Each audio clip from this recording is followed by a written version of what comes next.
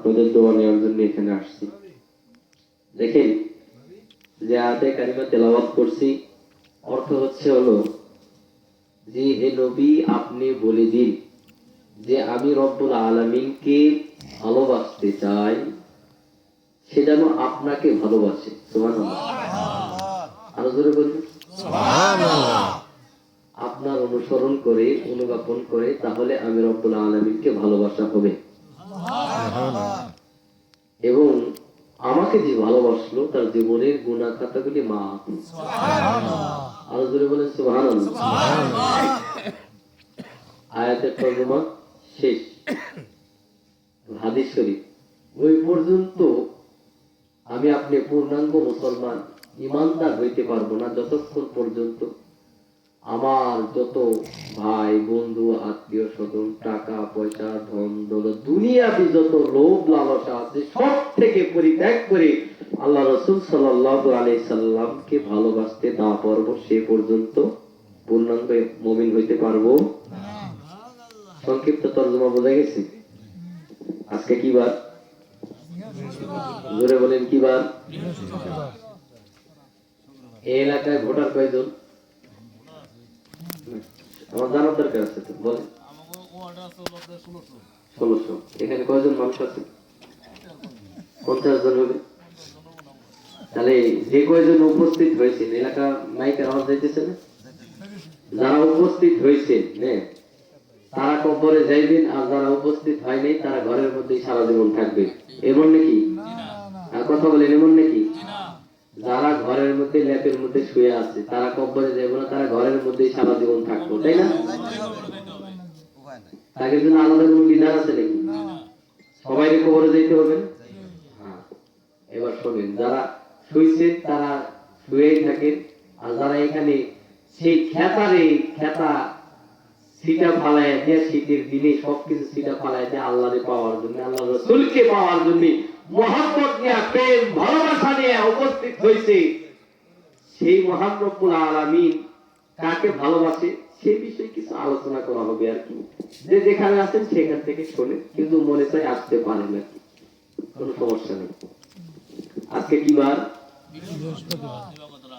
বৃহস্পতিবার। শুক্রবার মানে শুক্রবার রাত পড়ছে, জুমার রাত পড়ছে। হ্যাঁ, হাদিস শরীফের মধ্যে আছে বৃহস্পতিবার আসরের নামাজের পর থেকে সমস্ত রূহদেরকে ছেড়ে দেওয়া হয়। একটু আওয়াজটা কম হয়ে গেল না? সুবহানাল্লাহ। এটা কার নাম?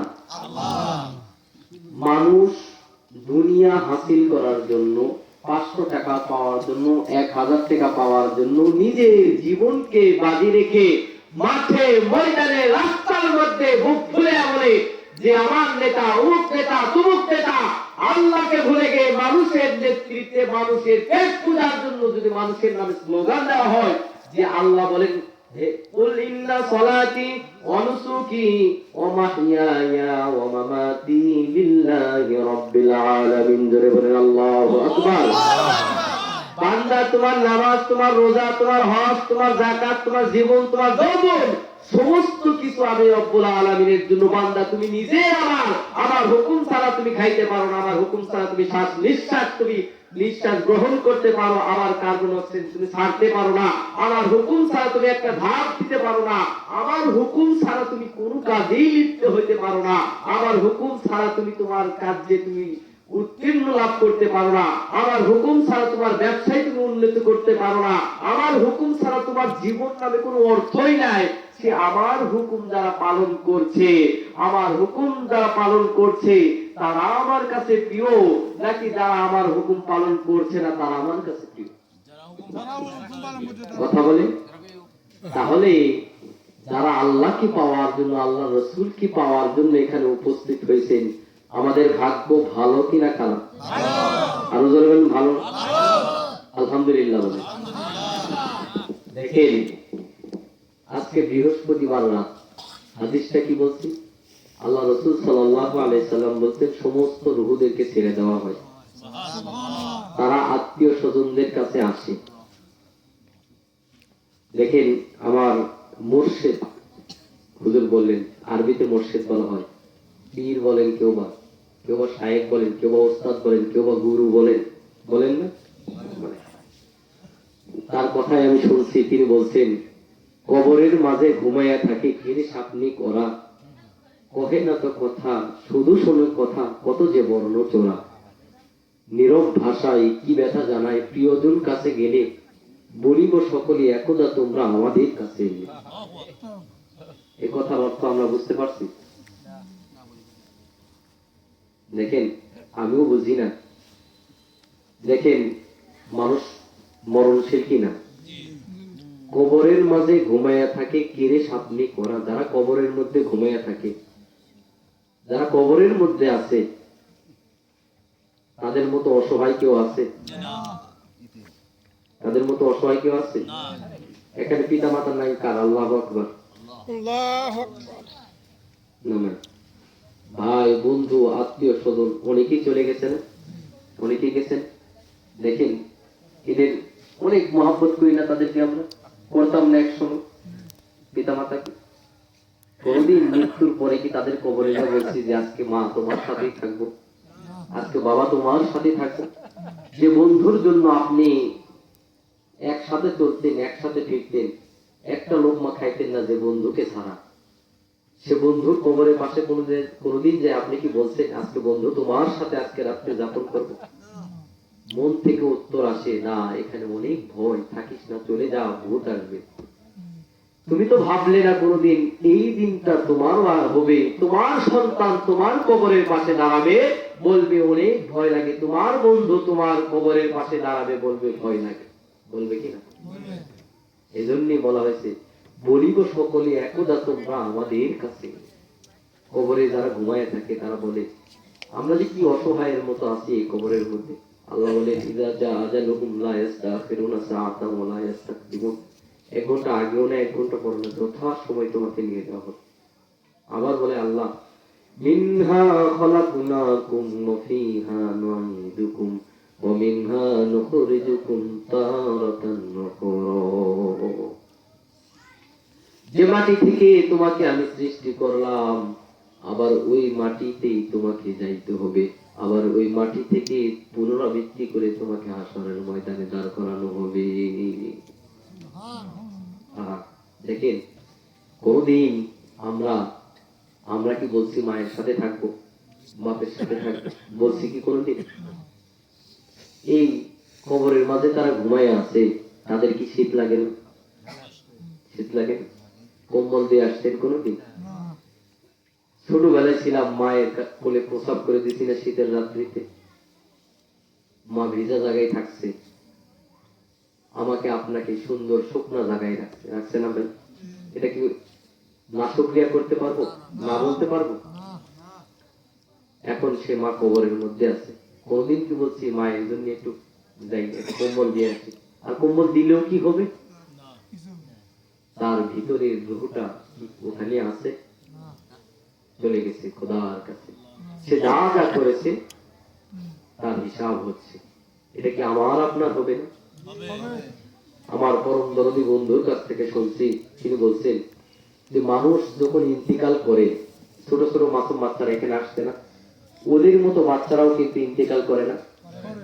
সেই দিনই দেখলাম আমার মাদ্রাসার ছাত্র, ভাই আমাদের মাদ্রাসার ছাত্র, দরবারের ছাত্র, একসাথে পড়ছি, কামাল নাম, একই বয়সে, ইস্তেমা হইল না আমাদের, একসাথে কাজ করছি, ওরে ডাক্তারে নিয়ে যাওয়া হয়েছে, নিয়ে আসছে মানে সকালে নিয়ে আসা হচ্ছে, দুপুরে ইন্তিকাল হয়ে গেছে।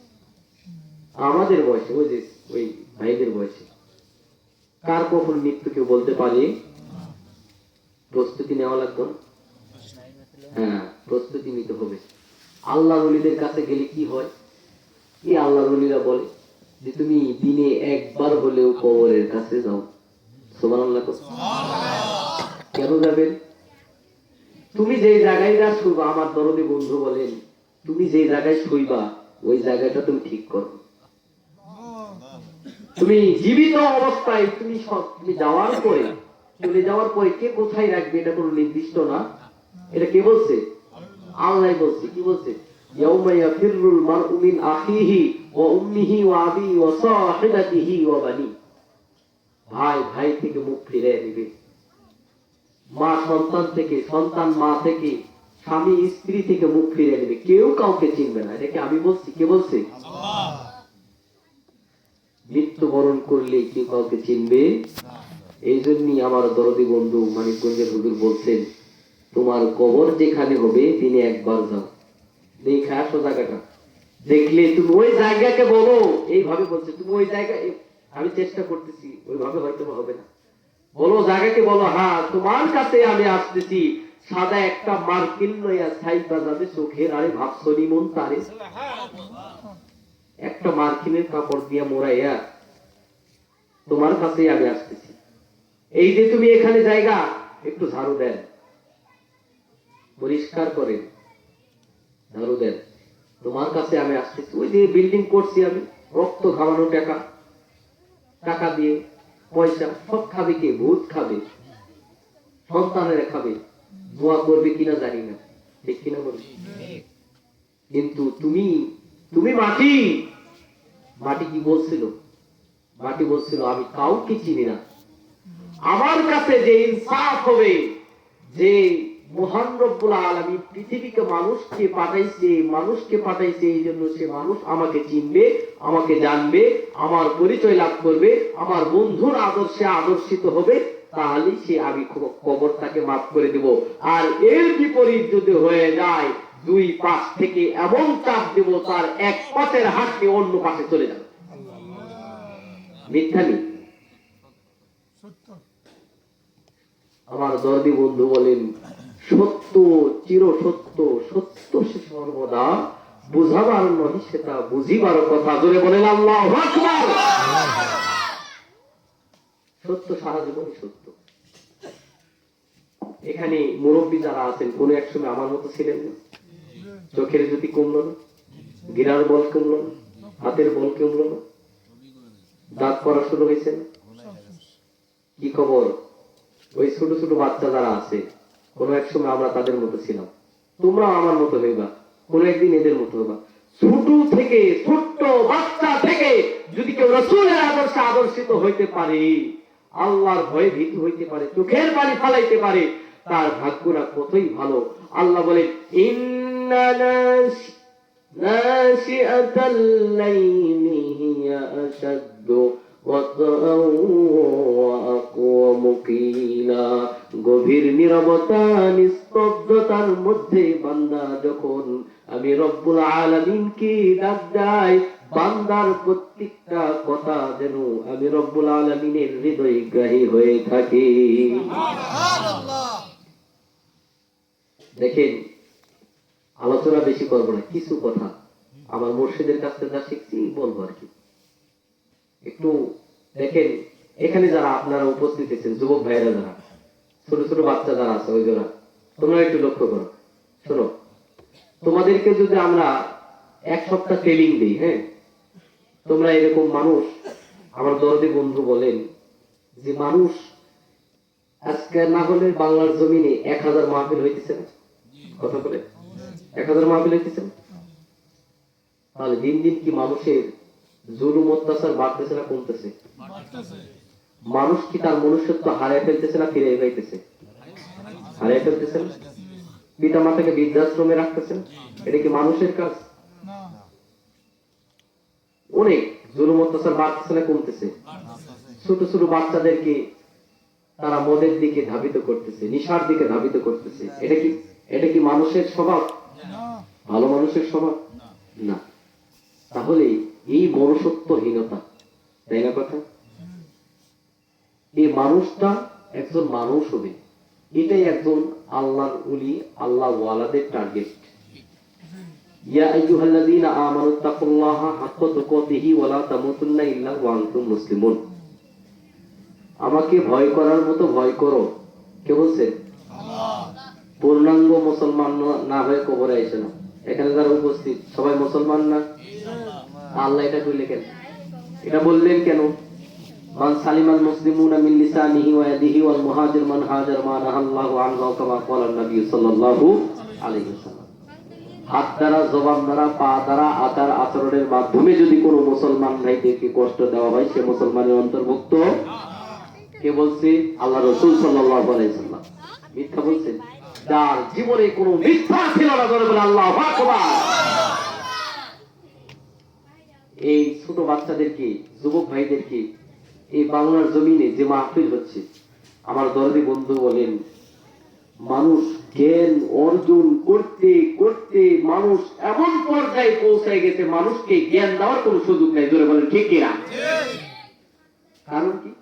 প্রতিদিন ওয়াজ মাহফিল, ইউটিউব খুললে ওয়াজ মাহফিল, অমুক বক্তার ওয়াজ, তমুক বক্তার ওয়াজ, অমুক হুজুরের ওয়াজ। জোরে বলেন ঠিক কিনা? কিন্তু মানুষের জীবনের পরিবর্তন হচ্ছে না। এটাও ঠিক কিনা? কারণ কি?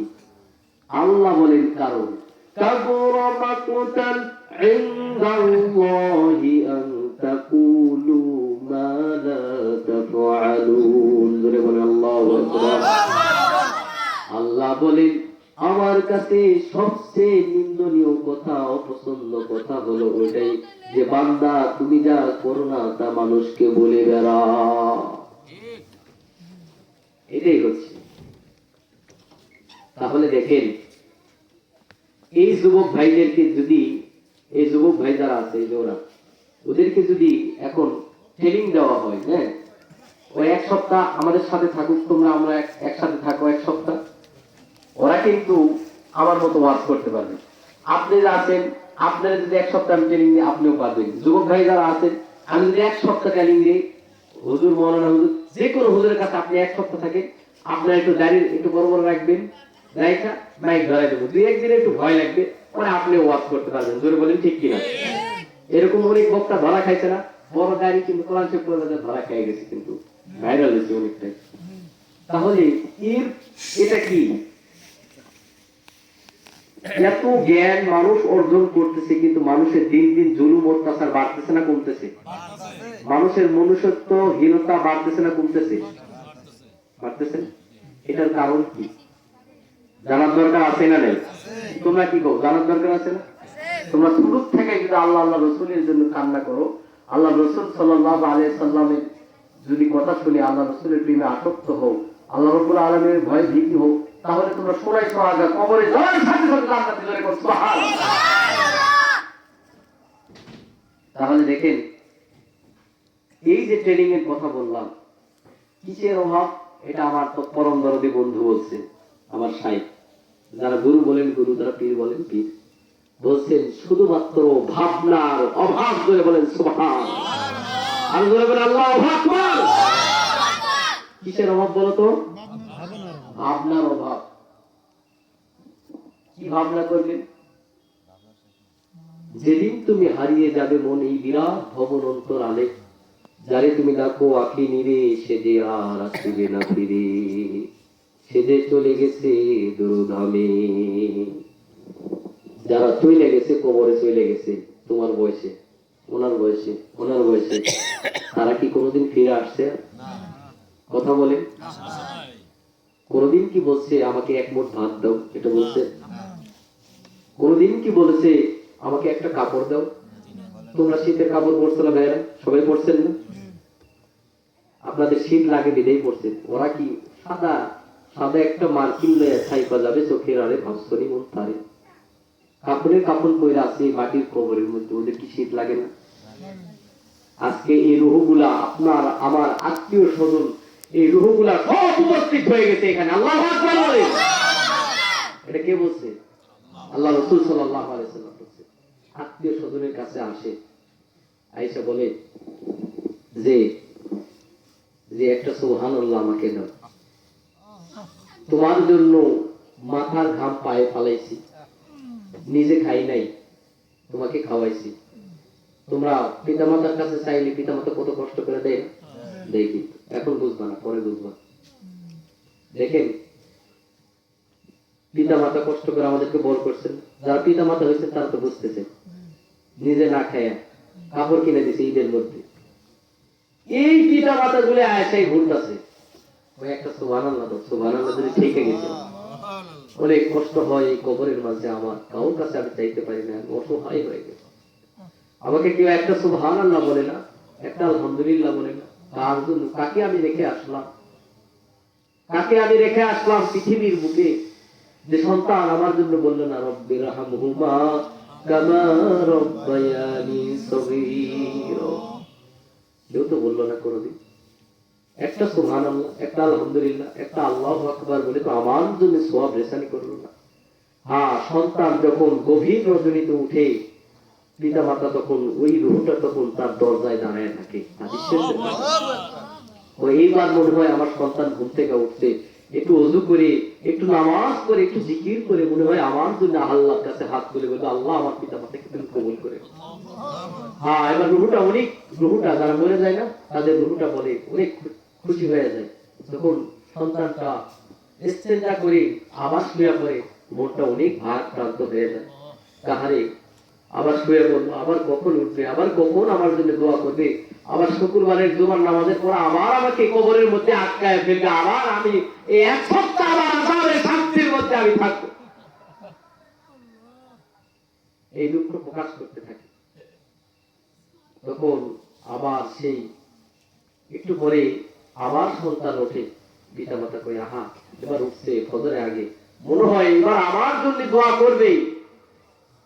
এবার আশায় বসে থাকে যে তোর জন্য কত কি করছি বাবা, একটু সুবহানাল্লাহ বলে দোয়া কর, আলহামদুলিল্লাহ বলে দোয়া কর।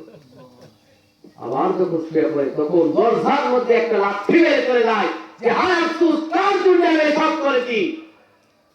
এটাই কিন্তু সবাই করে। এই যে বললাম যে আপনি যখন আপনার পিতা মাতা আত্মীয় স্বজন যখন ইন্তিকাল করে, আপনি যখন কান্না করেন, তখন আজরাইল আলাইহিস সালাম দূরের থেকে দাঁড়ায় দাঁড়ায় বলে যে হে মানুষ, হে বোকা বেকুব নির্বোধ, আফালা তাআকিলুন, তোমার জ্ঞান কোথায়? তুমি আজ ওই মানুষের জন্য কান্না করছো, কোনো একদিন তো তুমি নিজেই ইন্তিকাল করবে, কোনো একদিন তো তোমাকে এই সাদা কাপড়ের কাফন পরানো হবে, কোনো একদিন তো তোমাকে এই বাসতলার বাস কাটানো হবে, কোনো একদিন তো এই যে কবর খনন করা হবে, কোনো একদিন তো এই বাজারে কাপড়ের কাপড় ক্রয় করে নিয়ে এসে তোমারে মরাইয়া দেওয়া হবে, কোনো একদিন তো তোমাকে এই বাজারে সুরমা চন্দন নিয়ে আসা হবে, কোনো একদিন তোমাকে এই মসজিদের ইমাম সাহেব তোমার জানাজা দিয়া দিবে। এটা সত্য কিনা? এই যে এই ভাবনার জগতে ঢুকে যাওয়ার জন্য আমরা মানিকগঞ্জ দরবার শরীফ থেকে নামছি মাঠে ময়দানে, আল্লাহু আকবার বলে। এই ভাবনা, একটা মানুষ যদি এই ভাবনায় ঢুকে যায়, সে মানুষের দ্বারা কখনো আরেকজন মুসলমান ভাই কষ্ট পাবে না। এই ভাবনায় যদি মানুষ ঢুকে যায়, কখনো আরেকজন মুসলমান ভাই তার থেকে কষ্ট পাবে না। এই ভাবনায় যদি মানুষ ঢুকে যায়, কোনদিন তার মুখে আর কোনদিন নিশা আসবে না। এই ভাবনার মধ্যে যদি মানুষ কোনদিন ঢুকে যায়, কোনদিন তার দ্বারা আরেকজন ছোট বাচ্চা, মাসুম বাচ্চা, বৃদ্ধ মানুষ, পিতা মাতা, আত্মীয় স্বজন কোন সময় খারাপ ব্যবহারে আশা করতে পারে? ঠিক কিনা বলে? এই ভাবনা আমরা ঢুকাইতে রাজি আছি না? রাজি আছি না? এই ভাবনা কখন ঢুকবে? কখন ঢুকবে বলে? যখন এই ভাবনায় যে উত্তীর্ণ লাভ করছে, এই ভাবনায় যে পাস করেছে, এই দেখেন রাস্তায় মোড়ে মোড়ে লেখা থাকে না যে আমার কাছে পড়াশোনা করলে এই যে 5-এ গোল্ডেন জিপিএ 5 পাবে, এরকম আছে না? তাই না? মাঝে মধ্যে এটা কেন সে দিল? কেন সে কি আলিমুল গায়ব? 2 বছর আলোচনা করছে, সে কি আলিমুল গায়ব? আলিমুল গায়ব কে? আল্লাহ। কারণ সে এই বিষয়ে এমন পাণ্ডিত্য অর্জন করছে, তার মধ্যে কনফিডেন্স আছে, আমার কাছে যদি এই সমস্ত ছাত্র পড়ে ফেল তো করবেই না, সে ভালো একটা রেজাল্ট নিয়ে তার সম্মান ফিরে নিয়ে আসতে পারবে। দরকার ঠিক কিনা? তাহলে দুনিয়া হাসিলের জন্য যদি মানুষ এটা করতে পারে, তাহলে যাকে সৃষ্টি, যিনি আমাদেরকে সৃষ্টি করেছেন, আমার জীবন, আমার মরণ, আমার হায়াত, আমার খাওয়া, আমার যাহা কিছু আছে এভরিথিং, সমস্ত কিছু যার হাতের মধ্যে, তাকে পাওয়ার জন্য এমন কিছু বান্দা পৃথিবীর বুকে থাকতে পারে না যে তাকে অমুক রাস্তায় খুঁজলে পাইতে পারেন। এমন রাস্তা দেখার মানুষ আছে না নাই? আর জোরে বলেন আছে না নাই? তোমরা কি বলো, আছে না নাই? তাহলে ওই মানুষের কাছে যাইতে হবে কিনা?